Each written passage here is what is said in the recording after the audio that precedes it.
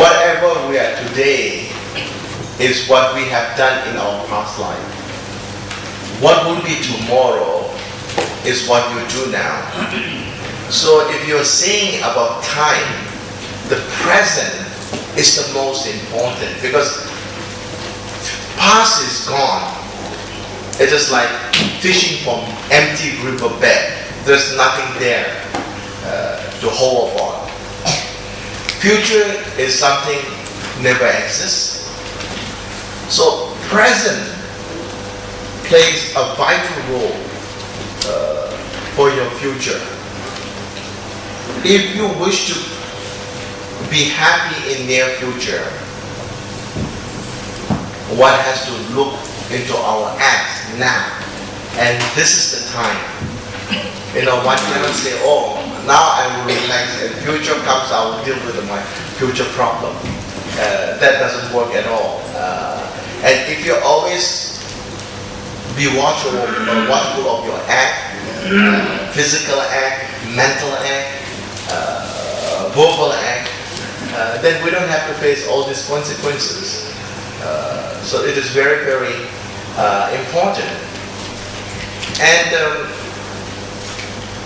one cannot really look down into a small act, and we cannot take it for granted. Sometimes we may think, oh, this is a small act, maybe it may not affect me, Oh, this is a big act, I need to be watchful. No, it doesn't work that way.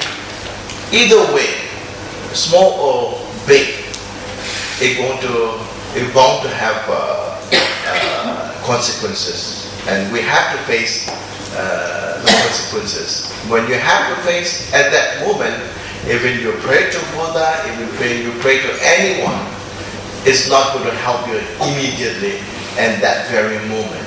And this is the time that one has to be watchful. When eagle is flying in the sky, up very high up, you cannot really see the shadow on the ground.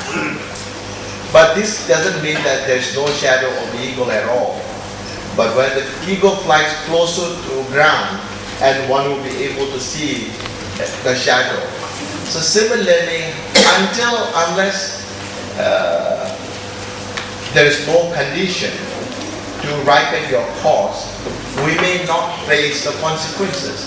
But when you meet with a condition, immediately it starts ripening. So we will face the consequences.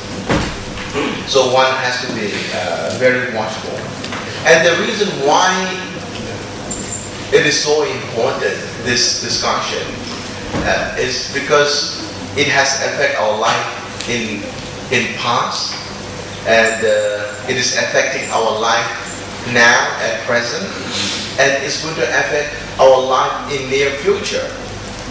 So we have to make sure that what we say, what we do, what we think, one cannot be 100% perfect, but at least to a certain degree we have to try. And if you try,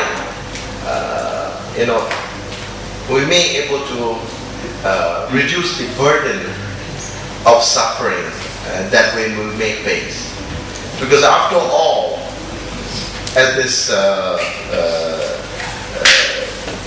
text explains, what you can bring after next life, after when you leave this body, only merits, only deeds that you can bring. You cannot bring your father, parents, your sisters, relatives, friends, power, strength, wealth, nothing. You can't bring anything. You even can't bring piece of your clothes. And you even also can't bring your precious body. What you can really bring is what you do in this life. So we have to make sure that whatever we do, we have to try to correct our acts. It's going to is going to bring painful and suffering. Maybe maybe there's a way, I don't know how it really works. I've seen many of the Tautu ceremony. I've seen a lot of people in many places. They burn their telephones, cars, houses. But I don't know. You can really visit these groups in Pargo. If that is the case, we should try to burn more. Maybe this is just a tradition. I don't know.